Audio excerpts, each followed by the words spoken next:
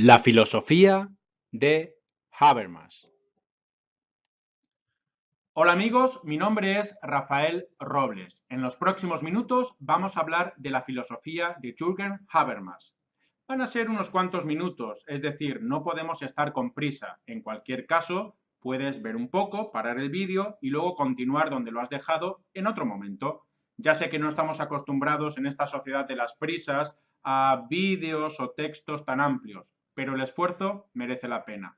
No hay que exponerse tanto a la brevilocuencia, a la brevedad, a los pensamientos rápidos. La filosofía exige tiempo, dedicación y concentración.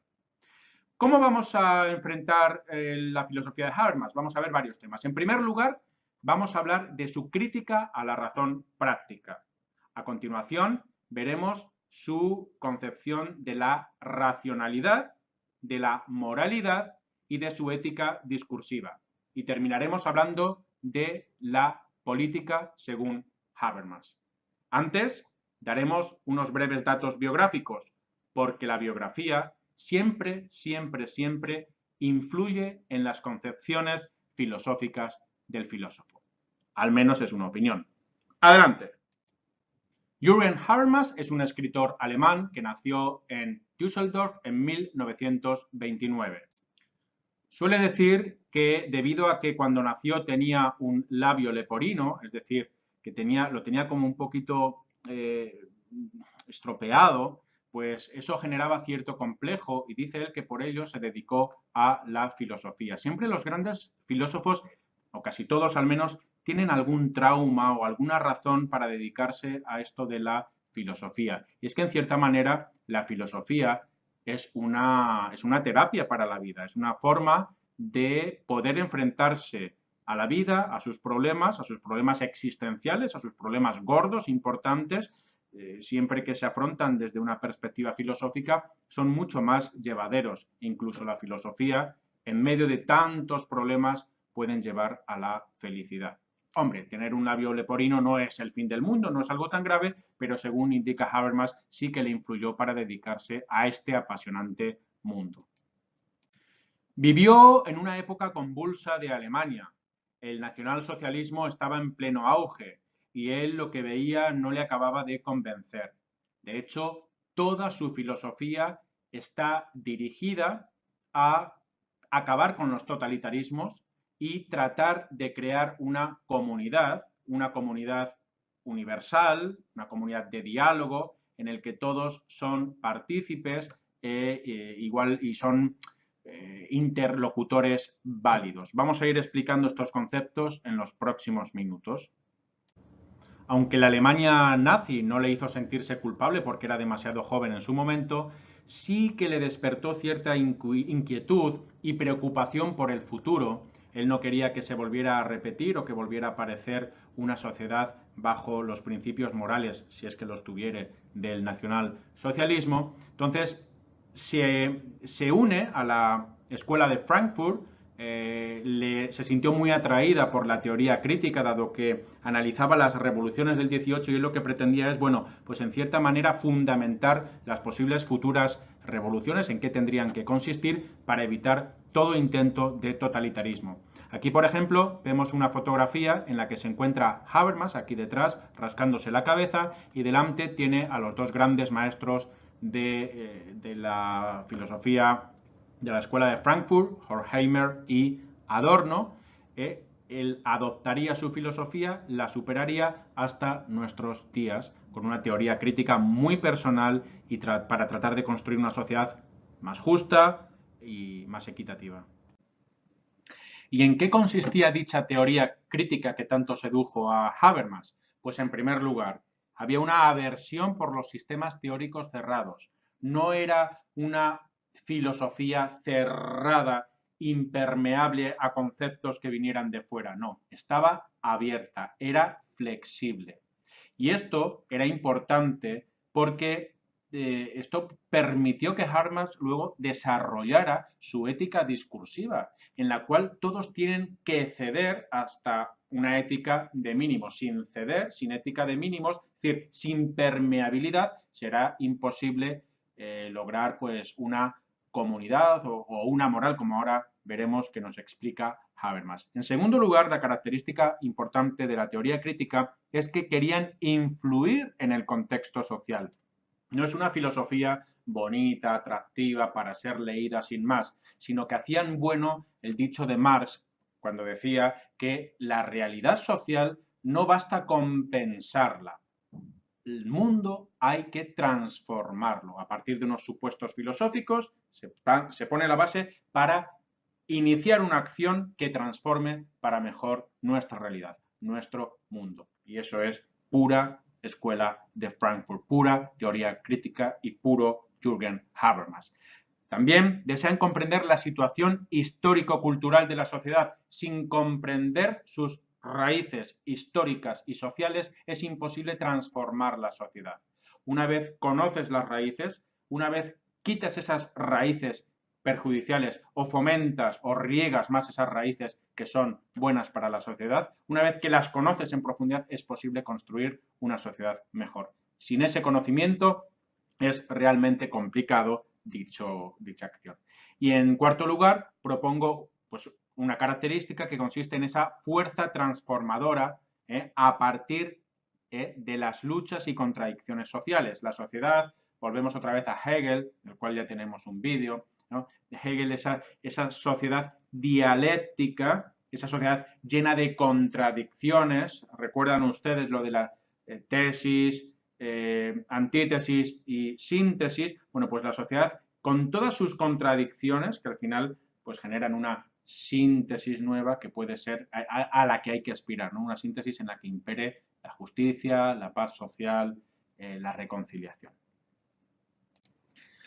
Además, claro, esta teoría crítica, retomada por Habermas, le hace preocuparse fundamentalmente por los temas de su tiempo. ¿Y cuáles son los temas de su tiempo? Pues en primer lugar, las bombas nucleares. En esa época estamos en plena Guerra Fría, la proliferación nuclear estaba a la orden del día. Había que frenarlo. Habermas fue de los primeros que vio el peligro y que luchó para frenar dicha afrenta. Una reelaboración de la historia del nazismo. Siempre había esas formas, esas nuevas formas de hacer la historia, esa reescritura de la historia, ese intento de justificar que sí, que el nazismo tuvo cosas malas, pero que también tiene cosas buenas, en lo que se denomina el revisionismo, un revisionismo que podía y de hecho es perjudicial para la sociedad. También le preocupó la reunificación de Alemania, él abogó porque se produjera dicha reunificación, pero intentando que no hubiera dos Alemanias distintas, una pobre, la que viene del comunismo, y otra rica, la más influida por el capitalismo. No, una sociedad equitativa es lo que pretendía. La guerra de Irak también le preocupó sobremanera y se pronunció en numerosas ocasiones en contra. El tema de la inmigración, ahora de muchísima actualidad, con los refugiados, también Habermas es articulista y en los periódicos escribe a favor de la acogida de los refugiados políticos que principalmente en las últimas oleadas vienen del conflicto sirio provocado por Occidente y que pagan siempre los más débiles. También le ha interesado la Unión Europea, ha escrito un libro muy interesante sobre la Constitución Europea y lamenta que dicha Constitución Europea no se haya podido llevar a buen término. En cualquier caso, la esperanza está ahí. Si no hay una constitución para Europa, una constitución que reúna una ética de mínimos de todos los países, la que se intentó aprobar antes estaba demasiado influida por los puntos o el punto de vista o las nociones neoliberales. Entonces, una constitución que recoja, sea capaz de recoger distintas sensibilidades políticas, ese sería el objetivo. Y también le ha preocupado el tema candente de la bioética. La crítica de la razón instrumental. Según Horkheimer y Adorno, la razón instrumental, esa razón que solamente persigue los fines instrumentales, la utilidad, que se queda simplemente en los medios para lograr unos fines y no piensa en los fines, no piensa en las consecuencias, pues bien, la escuela de Frankfurt con Adorno y Horkheimer lo que dice es que dicha razón instrumental, esta forma de utilizar la razón, instrumentalizando toda la realidad, lo que hace es que fracasen esos movimientos sociales del siglo XX, que triunfara el nazismo, que hayamos construido una sociedad absolutamente consumista. Esta es una de las críticas mordaces que hace la teoría crítica y que hace suya también Habermas. De este modo, la teoría crítica, la escuela de Frankfurt, critica sobremanera a tres escuelas o a tres filosofías. En primer lugar, el emotivismo del neopositivismo clásico, cuyo representante Bertrand Russell es el más importante. Critica también al posmodernismo. Aquí tenemos la figura de Jean-François Lyotard. Y tenemos también una crítica al existencialismo, aquí representado por Jean-Paul Sartre. Estas filosofías lo único que hacen es invitan a pensar que el ser humano no puede pensar sus fines, que todo carece de sentido. Como dicen los posmodernos, que todo es un relato, que da igual todo, son especies de filosofías pues nihilistas. Es imposible, por ejemplo, demostrar la moralidad, es imposible, bueno, pues en el existencialismo pues no existen creencias firmes y desde luego en la posmodernidad, pues eso, todo es un relato. Tú eres tu relato. Eso a la escuela de Frankfurt no le gustaba ni un pelo. Y estas escuelas, estas filosofías, lo único que hacen es justificar una razón instrumental o que surja una razón instrumental, la cual ha sido nefasta para la humanidad. Cuando la filosofía o escuelas filosóficas te dicen que las cosas no tienen sentido, según la escuela de Frankfurt, según Habermas, lo que se va a originar es un sinsentido. Y van a llegar al poder personas cuyo sentido lo obtienen imponiéndose a los demás de forma totalitaria. No sé qué piensan ustedes. Según Habermas, estos postulados de escuelas filosóficas como las que hemos visto invitan a pensar que la moral, que la ética, dado que no pueden ser analizadas científicamente, carecen de sentido, tienen que ser desalojadas, no tienen que ser pensadas, no tienen que ser estudiadas. Esto, según la escuela de Frankfurt y según Habermas, nos conduce a un cientifismo. El imperio de la razón instrumental conduce, según Habermas, al cientifismo. El cientifismo es ese concepto que se utiliza para referirnos a que todo lo reducimos a ciencia. Y no, según Habermas, no todo puede ser reducido a ciencia. Cuando damos más importancia a la ciencia en lo que es el cientifismo, todo lo demás queda reducido. ¿En qué consiste entonces el ser humano? Si todo es objetivable, medible, ¿qué es ese? ¿Dónde queda esa capacidad espiritual humana? ¿Qué es la moral, por tanto? ¿Qué es lo correcto? Esto lo que conlleva es que se reduce la racionalidad a la técnica y son los expertos los únicos que van a gobernar. Habrá por un lado millones de personas que obedecen o que ni siquiera reflexionan sobre su existencia, y luego habrá otro grupo de expertos, de técnicos, que serán los que conducen a la humanidad, los que imponen sus valores a la humanidad, los que por su experiencia intelectual, por sus amplios conocimientos, son los que conocen en qué consiste la razón instrumental, adquiriendo cuotas de poder mientras se las arranca al resto de la población. En una sociedad donde impera la razón instrumental, siempre habrá castas, unos que dominan y otros que son dominados. Habría que empoderar, utilizando ese verbo que no acabamos de traducir bien del inglés, que es el empower. Hay que dar el poder a las personas, hay que dar el poder a las mujeres principalmente para que se empoderen, para que puedan vivir unas vidas plenas sin estar sometidos a esa razón instrumental que imponen personas técnicas, personas con ciertos conocimientos. Esta razón instrumental lo que consigue es convertir al ser humano en un simple medio. Es decir, si el individuo, en teoría, debería ser autónomo y solidario, con la razón instrumental se convierte en heterónomo y solitario.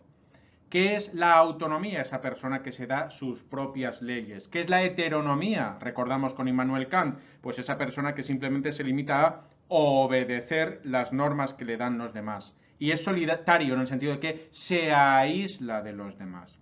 Todo, el ser humano es reificado, es decir, se convierte en una cosa, en una simple cosa. Incluso, por ejemplo, el arte, la literatura, todo se utiliza como una cuestión que da beneficios económicos, que sirven para controlar y satisfacer en cierta medida a las masas, esas masas consumistas.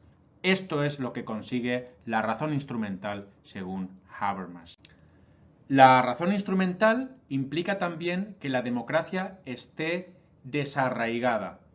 Es decir, cuando la libertad o el concepto de igualdad o el de solidaridad son conceptos vacíos de contenido o cuando menos son subjetivos, la democracia carece de sentido. Todo esto influyó muchísimo en Habermas. En su obra Conocimiento e Interés, él va a hablar además de tres tipos de intereses, aparte del interés instrumental, estaría el interés técnico, el interés práctico y sobre todo el interés emancipatorio. ¿En qué consiste cada uno de ellos? Bien.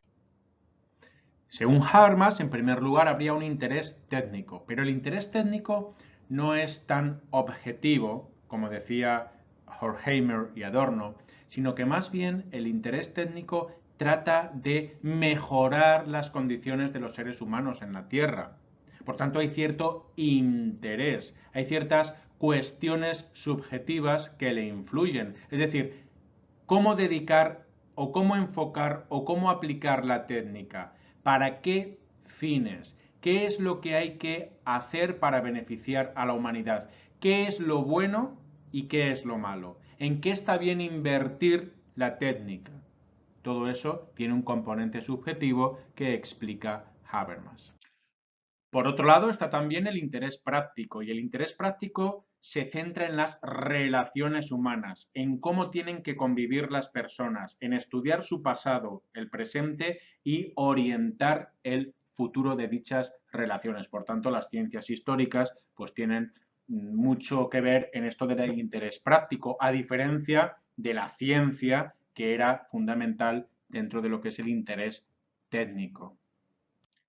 En tercer lugar estaría el interés emancipatorio, que es el al que se dedican más las ciencias críticas y cuyo objetivo es desvelar esas fuerzas que influyen sobre el ser humano y que le arrancan su libertad, desvelarlas, tomar conciencia de ellos, de estas fuerzas y así liberar al ser humano. De este modo, en la existencia humana siempre hay un interés, pero el interés primordial tiene que ser el interés emancipatorio. Dicho interés emancipatorio tiene que orientar tanto al interés técnico como al interés práctico. Por tanto, la técnica, la sociología, la historia tienen que aplicarse en el ser humano para conseguir su libertad y evitar por todos los medios las manipulaciones y dominar al ser humano. Racionalidad. Bueno, como venimos viendo, entonces no hay un interés absolutamente objetivo. Todos los intereses tienen un componente subjetivo. Ahora de lo que se trata es de orientar dichos intereses hacia la libertad. De este modo, en el año 1981, Habermas escribe una influyente obra que se titula La teoría de la acción comunicativa, en la cual habla ya de un interés que va más allá de la técnica, es decir, intenta medir, ver, observar, analizar esas acciones que se producen dentro de la comunidad para conformar su teoría de la acción de lo que se hace mientras uno se comunica con los demás. Entonces, la primera de esas acciones que analiza Habermas la denomina la acción comunitaria. ¿Y en qué consiste? Bueno, pues las personas cuando se comunican viven en un entorno social, en un contexto cultural, todo eso les hace comportarse de cierta manera. Si uno ha nacido en España, se va a comportar de una manera distinta a si ha nacido en Estados Unidos, en China o en la República del Congo. Eso es la acción comunitaria. También es posible que se dé en esta comunicación una acción estratégica. La acción estratégica pretende utilizar a los seres humanos como medios para que la persona obtenga sus fines. Hay, por tanto, un cálculo de los beneficios que puede proporcionar una persona. Hay un cálculo de intereses entre toda la comunidad, aunque en el fondo es de cada persona individual desde su egocentrismo. Luego, en tercer lugar, estaría la acción comunicativa. Es decir, tenemos por un lado la acción comunitaria, esa que viene influida por el contexto en el que tú has nacido. Por otro lado, estaría esa acción estratégica, que está conducida por el egoísmo. Y en tercer lugar, la acción comunicativa, en la cual las personas dialogan, se dan a sí mismas unas normas de convivencia, siempre haciendo uso de la razón, y así construyen y conviven en sociedad, dándose, por ejemplo, pues ciertos principios éticos de convivencia. Lenguaje. Está claro que cuando uno dialoga, cuando uno utiliza el lenguaje, lo que pretende es alcanzar un consenso, es decir, convencer a su interlocutor de ciertas cuestiones. Lo importante también es ceder. En cualquier caso, el consenso es uno de los conceptos importantes en el diálogo. ¿Y para qué sirve el lenguaje? Pues el lenguaje principalmente se utiliza, según Habermas, para dos cosas. En primer lugar, para hablar sobre cómo es el mundo. En segundo lugar, para dirigir la acción. Ya está. Cómo es el mundo y cómo dirigir la acción. Para eso se utiliza el lenguaje. ¿Y qué es lo que se necesita? ¿Cuál es la condición de posibilidad para que se pueda hablar de cómo es el mundo o de cómo dirigir la acción? Pues en primer lugar, que haya una comunidad de significado. Para ello hay que llegar a acuerdo, hay que alcanzar un consenso. ¿Y en qué consiste dicho acuerdo? Pues en que todos los participantes en la conversación tienen que ser considerados iguales. Todos tienen los mismos derechos a la hora de hablar. Ahora iremos analizando detenidamente qué consiste esta igualdad. Pero todos los interlocutores tienen que ser válidos y respetarse unos a otros. Si hay ese consenso, si hay ese acuerdo, es posible un lenguaje apropiado. Y ese es, por tanto, el primer principio de la moral. Es decir, si no hay un acuerdo que permite que todos los interlocutores sean válidos, no tiene cabida la moralidad. La sociabilidad, esa relación en sociedad entre los seres humanos, la sociabilidad, por tanto, es imposible sin la moralidad. De este modo, Habermas asegura en Conciencia moral y acción comunicativa que la imparcialidad es un elemento intrínseco a las estructuras de comunicación argumentativa. No es un contenido que se suplementa, que se aporta a continuación, no es un suplemento, sino que está enraizado en la estructura misma de la comunicación argumentada. De este modo, la moralidad, la moral, no es una introducción de deberes externos a la propia vida, como puestos ahí ad hoc, sin venir a cuento, como algo que viene a posteriori. No, todo lo contrario. La moralidad es la condición de posibilidad de la vida social. Sin moralidad es imposible vida social. Y tengamos en cuenta que esta moralidad tiene que ver con el discurso, con la acción comunicativa. Así lo explica Habermas.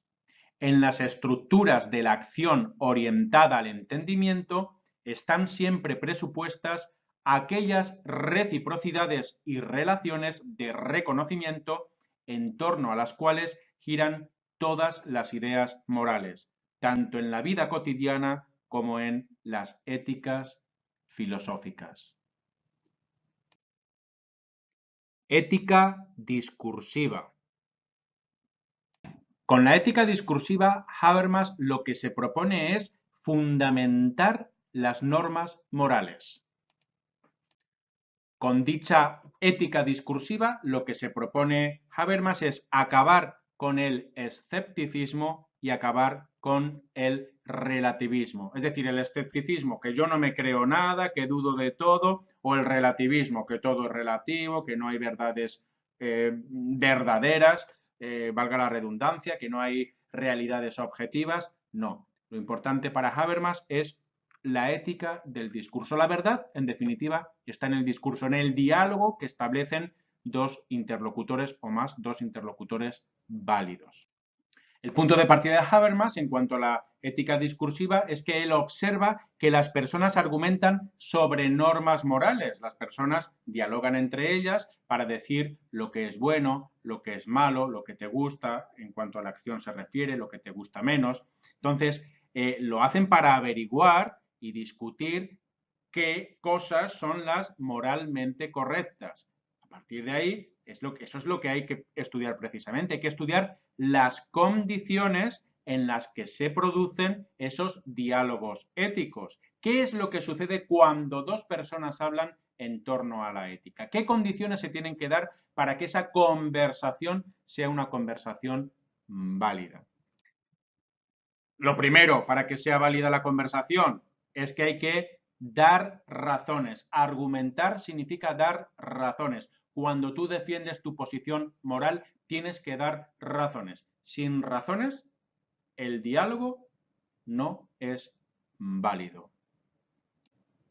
Según Habermas, hay problemas morales que solamente se pueden resolver mediante el diálogo, tratando de lograr un consenso. En general, la moralidad de una sociedad, de una nación, por ejemplo, suele ser compartida, pero a veces surgen problemas morales en los que no es fácil lograr un acuerdo. Pues bien, dice Habermas, solamente en un diálogo en el que todos sean interlocutores válidos es posible alcanzar un consenso en torno, por ejemplo, a si la eutanasia es buena o es mala.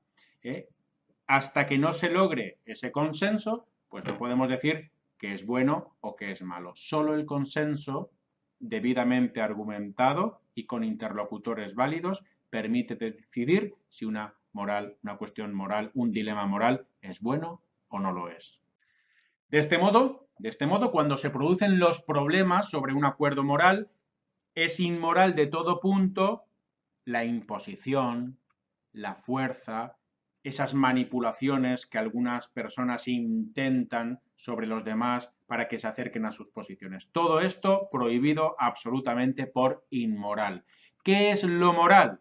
Lo moral es llegar a un acuerdo mediante exclusivamente la racionalidad comunicativa.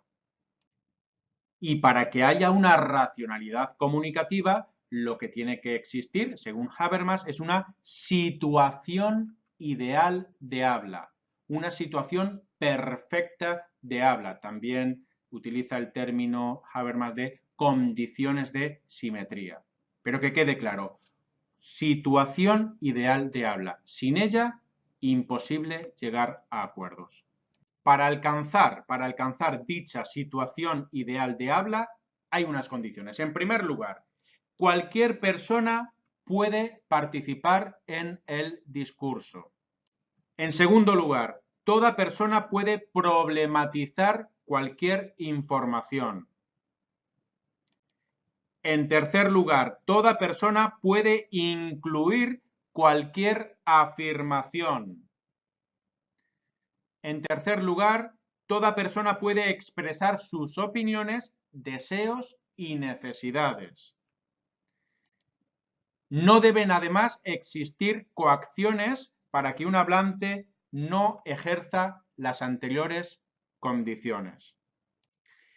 ¿Y qué se necesita para que el diálogo no sea inmoral, es decir, que sí sea moral, Habermas propone una serie de postulados al respecto. En primer lugar, dice el postulado de universalización. Todos los interlocutores tienen que ser válidos, todos, de forma universal, tienen que compartir las mismas normas del diálogo. De este modo, una norma es válida si todos los afectados por ella pueden aceptar libremente sus consecuencias. Este es el postulado de universalidad. Todos aceptan libremente las consecuencias de la norma que todos deciden aprobar en esa comunidad de diálogo. De dicho postulado de universalidad se obtiene un segundo postulado, se deriva un segundo postulado, que es el postulado ético-discursivo. Dado que en nuestro mundo hay multitud de conflictos morales, dichos conflictos tienen que ser resueltos de forma dialógica, de forma dialogada, y solamente son válidas las normas aceptadas por los participantes en un discurso ético. De este modo, en la ética discursiva no hay dogma, más bien se alienta la individualidad y la libertad, y por otro lado, hay una imparcialidad, es decir, no hay parcialidad, lo cual tiene consecuencias para la solidaridad y para la tan importante universalidad. Universalismo. Según Habermas, los dos grandes peligros para la humanidad son el dogmatismo y el relativismo. El primero, porque pretende imponer deberes a todos, es el propio de la religión. La religión está caracterizada por el dogma. En segundo lugar, pues eso, el relativismo, en la que todo es subjetivo, no hay normas válidas precisamente porque todo es subjetivo. Por tanto, para que se produzca la ética y un diálogo apropiado, fuera dogmatismos y fuera relativismos. En este sentido, la ciencia, que antaño era muy criticada por la escuela de Frankfurt, con la teoría crítica, sin embargo, Habermas la acoge, pero dice, para no caer en el cientificismo, dice, ¿la ciencia qué características debe de tener? Pues en primer lugar, tiene que ser experimental, por supuesto, no tiene que ser dogmática, tiene que ser intersubjetiva, es decir, que la comunidad de científicos pues lleguen a acuerdos a través del diálogo, de la acción comunicativa, que sea autocrítica, que se evalúe a sí misma continuamente, dado que la ciencia pues muchas veces investiga cuestiones que tienen serias implicaciones éticas y por supuesto que sea falibilista. De este modo, dice Habermas, que incluso las verdades más verdaderas, las que la humanidad considera absolutamente ciertas, las afirmaciones bien fundamentadas, incluso esas afirmaciones pueden ser falsas. ¿Qué es lo único que puede ser cierto? Pues dice Habermas, lo importante es la calidad del procedimiento. Es lo único que garantiza que estén los mejores argumentos. Dicha racionalidad procedimental, el procedimiento en el diálogo, tiene que estar caracterizada por una pretensión de universalidad, por supuesto no debe de caer en la falacia objetivista, depende del contexto, es ciertamente más débil porque tiene que lograr esos difíciles acuerdos y tiene contenidos contingentes, no necesarios, es decir, en una comunidad de diálogo, lo que hoy se da por cierto, mañana puede dejar de serlo. Además, la racionalidad procedimental también se tiene y se puede aplicar a la moral, en una racionalidad moral. Por tanto, la moral es algo que se puede estudiar, que no son simples palabrerías, como decían algunas escuelas filosóficas a las que nos referíamos al principio. No. En la racionalidad moral también hay que someterse a ciertos procedimientos consensuados, con unas normas vigentes, tiene que ser, igual que sucedía con la ciencia, tiene que ser autocrítica, tiene que construir las normas morales a través del diálogo, ha de buscar la simetría de las perspectivas distintas de los participantes y debe prestar mucha atención a sus contenidos. Es decir, la moral tiene que tener la capacidad de criticar tanto las conductas como las normas vigentes. Además, tiene que dar razones que trasciendan a su propia comunidad, ese sentido de universalidad. Y además ha de suponer una simetría de las distintas perspectivas de todos los participantes.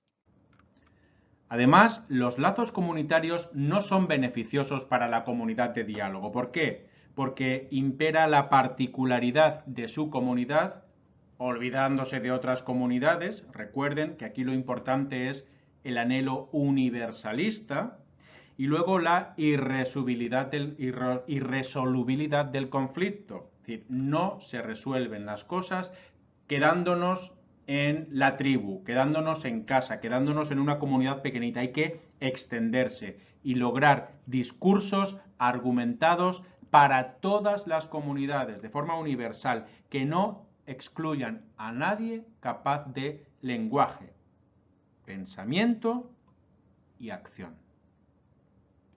Por tanto, ¿cómo se puede resumir esto? Pues en moral podemos decir que argumentar en moral significa descentrarse de la propia perspectiva particular, descentrarse. Ese es el concepto básico para una argumentación en moral. De este modo, ¿qué es una norma moral? Pues una norma moral no es algo simplemente porque corresponde a un supuesto mundo objetivo de valores morales eternos. No, no existe esa moralidad eterna que siempre ha estado ahí. No. Lo que hay es que la norma es moral porque quiere incluir intereses y pretensiones de personas ajenas incluso a tu propia comunidad, de todas las personas, es decir, de nuevo ese anhelo universalista. Por tanto, desde nuestra particular situación, desde el particularismo, vamos evolucionando, superamos reflexivamente nuestras distintas situaciones de partida e intentamos llegar a concepciones intersubjetivamente compartidas. Repito, concepciones intersubjetivamente compartidas. Este es un concepto clave en la filosofía habermasiana. De este modo se constituye lo que Habermas denomina como universalismo sensible a las diferencias, lo cual parece una paradoja, porque por un lado tenemos lo universal y por otro lado las diferencias, pero esa forma en que las diferencias se integran en un universalismo es lo que le convierte, según Habermas, pues eso, en esa universalidad, en ese conjunto de todos los subconjuntos que en ética pues podría constituir una especie de ética de mínimos que se une para constituir una única ética universal basada en el consenso. A modo de recapitulación podemos decir que en el diálogo ético hay una serie de condiciones. Tienen que ser, en primer lugar, la igualdad, la imparcialidad en segundo lugar y la universalidad en tercer lugar. ¿Y cuáles son los enemigos del diálogo ético? Pues por un lado está ese universalismo uniformador. Ya hemos dicho antes que hay que tender a un universalismo que sea capaz de aglutinar las diferencias, que no uniforme a todo, sino que acepte las diferencias, y por el otro lado su contrario, que sería un particularismo relativista. Esta universalidad de la razón humana no tiene nada que ver con que las personas compartan una misma concepción, no tienen por qué compartir. Lo importante es compartir los procedimientos racionales para argumentar. Política. En cuanto a la política, según Habermas, la democracia es la autoorganización de la sociedad por ciudadanos unidos comunicativamente. Esta es la esencia de la democracia. La comunicación es el cemento que cohesiona a una sociedad que convive bajo los principios democráticos. De este modo, lo importante es la comunicación. En política no importan los mercados. Bueno, la Realpolitik está basada en los mercados, pero no debería ser así. Ni en el poder administrativo, la burocracia, no. La esencia de la política debería ser la comunicación de los ciudadanos a través de la persuasión argumentativa. De este modo, la democracia deliberativa, la democracia en la que la comunicación es lo esencial en su constitución, tiene que afectar a todos los elementos de dicha democracia. Los partidos políticos deben deliberar, los sindicatos, las organizaciones no gubernamentales para el desarrollo, iglesias, foros de discusión, asociaciones de vecinos, etc. Y además, según Habermas, deben convivir ambos mundos. Por un lado, el espacio público informal, pues ese, el de las asociaciones de vecinos, por ejemplo, y por otro lado, formas institucionalizadas de votaciones y deliberaciones, por ejemplo, en el Congreso de Diputados o en el Senado. Así, ambos poderes, tanto los poderes autónomos como los poderes institucionalizados, deben inclinar la balanza en el sentido de preocuparse por los derechos, por los intereses de todas las personas y por la solidaridad, frente a otros poderes que también tratan de inclinar la balanza a su favor, que tienen que ver con el poder administrativo y con el dinero. Por tanto, en política, para Habermas, el concepto fundamental, la palabra, la extensión del uso público de la palabra, y esto se enfrenta a un grave peligro, que es el de la apatía, la abstención, cuando la gente decide no utilizar la palabra, no defenderse en la esfera pública, no defender sus ideas, ni mostrarse solidario. Es decir, la apatía, esa desgana por participar en la comunidad. Además, Habermas critica el nacionalismo frente a un mundo como el actual, donde hay dos elementos fundamentales que lo cambian todo, como es el de la globalización y el de la inmigración. El nacionalista solamente ve un mundo separable de todos los demás, no se quieren integrar, según Habermas, frente a esa globalidad, esa universalización, que es lo que pretende la ética habermasiana. Por tanto, lo que hace que las personas quieran estar juntas o que se comporten de forma ética, o ese cemento que conforma la democracia, es esa cuestión que tienen los seres humanos de sentir que se deben razones unos a los otros. Uno no puede actuar según le dé la gana. Uno actúa, parece que es un sentimiento que llevamos todos dentro, actuamos como queriendo razonar nuestras decisiones. Cuando afectamos a otras personas queremos explicar el por qué lo hacemos. Si no es así, no estamos construyendo una sociedad ética. Y esto nos conduce a otro de los conceptos importantes de Habermas, como es el de patriotismo constitucional. Según Habermas, no importa cómo te sientas, si te sientes de una nacionalidad o si te sientes de otra, no. Lo importante es que compartes una serie de valores que surgen a partir de principios constitucionales. Si tú, por eso se llama patriotismo constitucional, la patria de uno es su constitución.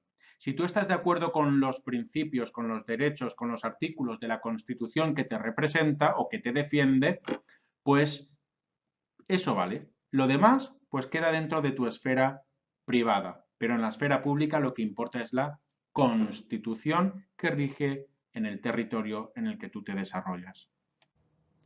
El siguiente texto de Habermas puede aclarar estos conceptos a los que nos hemos estado refiriendo. Dice lo siguiente: la coexistencia de varias comunidades étnicas, grupos lingüísticos, confesiones y formas distintas de vida pueden llevar a la fragmentación de la sociedad. Pero para que esto no desemboque en una pluralidad de culturas que se desprecian mutuamente, la cultura mayoritaria tiene que desprenderse de su fusión con la cultura política general. De lo contrario, dicta de entrada los parámetros de los discursos de autoentendimiento. En tanto que parte, aunque sea mayoritaria, no debe aparecer como todo. Por un lado, es parte, pero la mayoría no tiene que aparecer como un todo. Se requiere, pues, una cultura política común, un lenguaje político común y convenciones de conductas comunes, es decir, una cultura constitucional. El patriotismo constitucional. Las diferencias no importan. Lo que importa es esa constitución que es capaz de aglutinar las distintas sensibilidades democráticas, las distintas formas de estar en el mundo. Así, este patriotismo constitucional es una excelente idea propuesta por Habermas, capaz de que puedan convivir en un mismo estado, pues distintas culturas, distintas naciones y distintas etnias.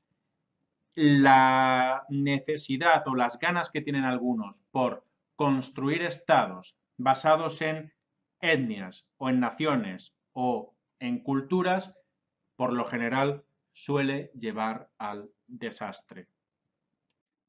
De este modo, no podemos renunciar a la identidad.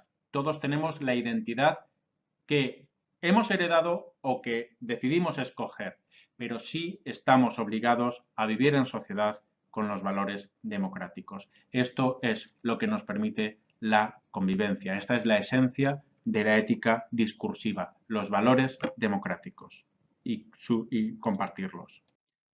De este modo, uno se tiene que sentir identificado con un Estado no porque se hable una lengua o haya ciertas tradiciones y festividades o porque se haya nacido ahí. No. Uno tiene que sentir afecto por su patria porque en ella se respetan sus derechos. Así lo explica Habermas en el siguiente texto. Dice así: no es necesario un consenso de fondo previo y asegurado por la homogeneidad cultural, porque la formación de la opinión y la voluntad estructurada democráticamente posibilita un acuerdo normativo racional también ante extraños. Gracias a sus propiedades procedimentales, el proceso democrático garantiza la legitimidad. Por ello, puede sustituir, cuando resulta necesario, las carencias de la integración social. En la medida en que asegura simétricamente el valor de uso de las libertades subjetivas, cuida de que no se desgarre la red de la solidaridad ciudadana. Bueno, amigos y amigas, damos aquí por concluida esta pequeña, digo breve, aunque no ha sido tan breve, pero básica introducción a la filosofía de Habermas. Espero haber sabido transmitir la importancia de la filosofía de este autor, fundamental para la sociedad actual. Sin ese deseo de convivir comunicándonos, es imposible construir una sociedad justa. Habermas es un filósofo fundamental, puesto que basa la ética en la comunicación. Y además, el elemento clave de su ética es la argumentación. La fuerza del mejor argumento es el que tiene validez y no la fuerza de las balas o la fuerza de las personas poderosas, etc. No, el mejor argumento es el que tiene que regir nuestra convivencia. Esto tiene muchas implicaciones también para la educación, por ejemplo. Hemos de construir en el aula comunidades de diálogo siguiendo los principios habermasianos. Ya sé que algunos consideran que el profesor tiene que ser el director o la persona más importante del aula. Yo no lo comparto. Yo creo que el profesor es un elemento más en el aula que debe facilitar la educación, el aprendizaje entre toda la comunidad de diálogo. Y para ello, los postulados y los principios habermasianos son fundamentales. En fin, quedan aquí estas reflexiones. Espero que les haya servido esta introducción a la filosofía de Habermas y nos vemos en la próxima. Muchas gracias. Hasta otra. Para la preparación de este vídeo hemos utilizado imágenes propias y de PicIt. Hemos utilizado el libro Habermas de María José Guerra Palmero. Hemos utilizado también el artículo de Javier Espinosa titulado El pensamiento político de Habermas, que se puede encontrar en la red, y la web de nuestra asignatura en rafaelrobles.com. Muchísimas gracias por su atención. Nos vemos pronto. Hasta la vista, amigos. El mundo hay que transformarlo. A partir de unos supuestos filosóficos se pone la base para iniciar una acción que transforme para mejor nuestra realidad, nuestro mundo. Y eso es pura escuela de Frankfurt, pura teoría crítica y puro Jürgen Habermas. También desean comprender la situación histórico-cultural de la sociedad. Sin comprender sus raíces históricas y sociales es imposible transformar la sociedad. Una vez conoces las raíces, una vez quitas esas raíces perjudiciales o fomentas o riegas más esas raíces que son buenas para la sociedad, una vez que las conoces en profundidad es posible construir una sociedad mejor. Sin ese conocimiento es realmente complicado dicha acción.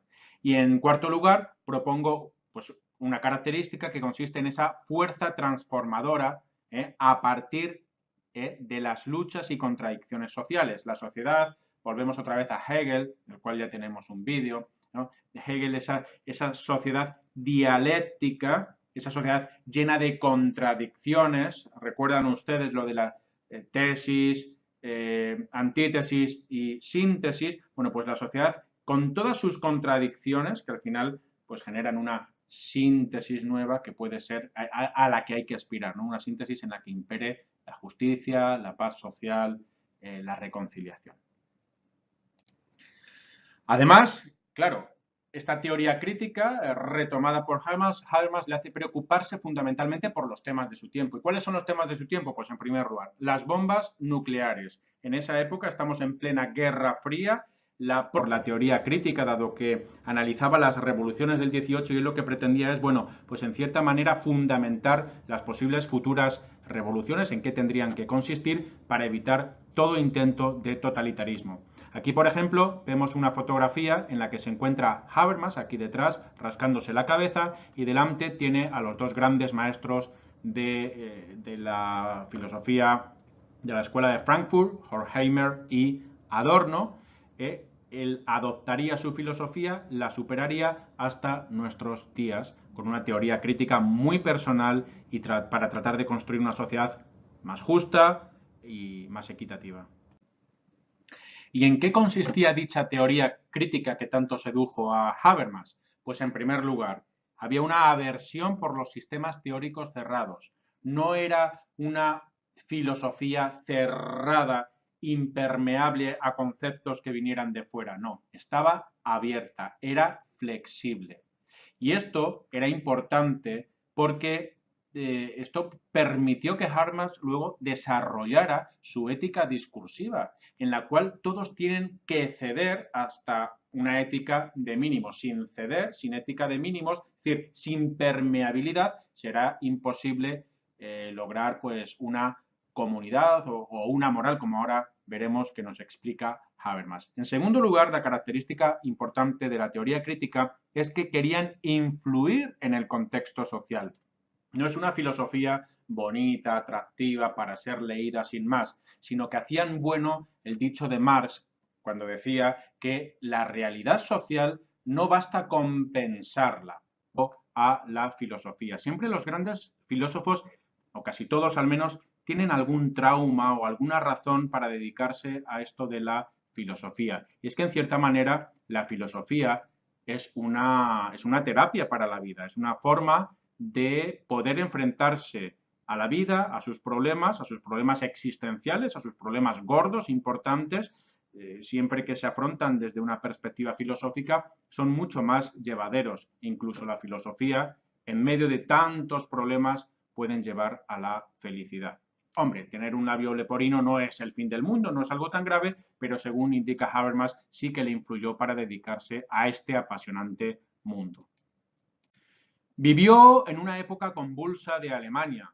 El nacionalsocialismo estaba en pleno auge y él lo que veía no le acababa de convencer. De hecho, toda su filosofía está dirigida a acabar con los totalitarismos y tratar de crear una comunidad universal, una comunidad de diálogo en el que todos son partícipes igual y son interlocutores válidos. Vamos a ir explicando estos conceptos en los próximos minutos. Aunque la Alemania nazi no le hizo sentirse culpable porque era demasiado joven en su momento, sí que le despertó cierta inquietud y preocupación por el futuro. Él no quería que se volviera a repetir o que volviera a aparecer una sociedad bajo los principios morales, si es que los tuviera, del nacionalsocialismo. Entonces, se une a la escuela de Frankfurt, se sintió muy atraída por la proliferación nuclear, estaba a la orden del día. Había que frenarlo. Habermas fue de los primeros que vio el peligro y que luchó para frenar dicha afrenta. Una reelaboración de la historia del nazismo, siempre había esas formas, esas nuevas formas de hacer la historia, esa reescritura de la historia, ese intento de justificar que sí, que el nazismo tuvo cosas malas, pero que también tiene cosas buenas en lo que se denomina el revisionismo, un revisionismo que podía y de hecho es perjudicial para la sociedad. También le preocupó la reunificación de Alemania, él abogó porque se produjera dicha reunificación, pero intentando que no hubiera dos Alemanias distintas, una pobre, la que viene del comunismo, y otra rica, la más influida por el capitalismo. No, una sociedad equitativa es lo que pretendía. La guerra de Irak también le preocupó sobremanera y se pronunció en numerosas ocasiones en contra. El tema de la inmigración, ahora de muchísima actualidad, con los refugiados, también Habermas es articulista y en los periódicos escribe a favor de la acogida de los refugiados políticos que principalmente en las últimas oleadas vienen del conflicto sirio provocado por Occidente y que pagan siempre los más débiles. También le ha interesado la Unión Europea, ha escrito un libro muy interesante sobre la Constitución Europea y lamenta que dicha Constitución Europea no se haya podido llevar a buen término. En cualquier caso, la esperanza está ahí. Si no hay una constitución para Europa, una constitución que reúna una ética de mínimos de todos los países, la que se intentó aprobar antes estaba demasiado influida por la filosofía de Habermas. Hola amigos, mi nombre es Rafael Robles. En los próximos minutos vamos a hablar de la filosofía de Jürgen Habermas. Van a ser unos cuantos minutos, es decir, no podemos estar con prisa. En cualquier caso, puedes ver un poco, parar el vídeo y luego continuar donde lo has dejado en otro momento. Ya sé que no estamos acostumbrados en esta sociedad de las prisas a vídeos o textos tan amplios, pero el esfuerzo merece la pena. No hay que exponerse tanto a la brevilocuencia, a la brevedad, a los pensamientos rápidos. La filosofía exige tiempo, dedicación y concentración. ¿Cómo vamos a enfrentar la filosofía de Habermas? Vamos a ver varios temas. En primer lugar, vamos a hablar de su crítica a la razón práctica. A continuación, veremos su concepción de la racionalidad, de la moralidad y de su ética discursiva. Y terminaremos hablando de la política según Habermas. Antes, daremos unos breves datos biográficos, porque la biografía siempre, siempre, siempre influye en las concepciones filosóficas del filósofo. Al menos es una opinión. Adelante. Jürgen Habermas es un escritor alemán que nació en Düsseldorf en 1929. Suele decir que debido a que cuando nació tenía un labio leporino, es decir, que lo tenía como un poquito estropeado, pues eso generaba cierto complejo y dice él que por ello se dedicó